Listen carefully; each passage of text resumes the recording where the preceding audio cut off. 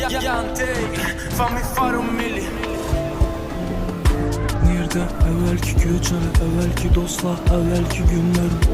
Beyğu var samimi geceler, tutunsuz günlerim kadrını bilmedim.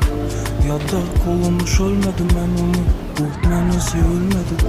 Arkağa kaytışını isteme gündelik arkağa kaytılmadım.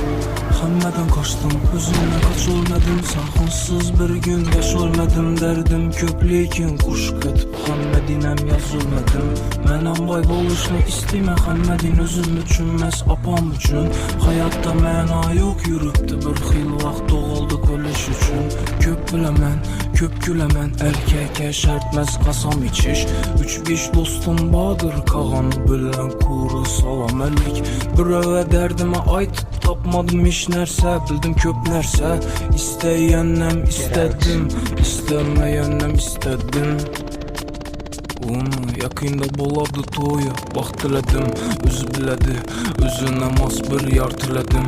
Yalğızlıqdanam yalğızman, lekin hiç kimə demədim baxsızman. Üstümə dökülsəm tuhmət daşları, ailəm üçün mən yaxşıman. Ola nereden bilədilər, bizə dərd çəksək gülədilər. Mana ölümə sümürdülər, yaramı dildilə bilə bilə. Ola nereden bilədilər, bizə dərd çəksək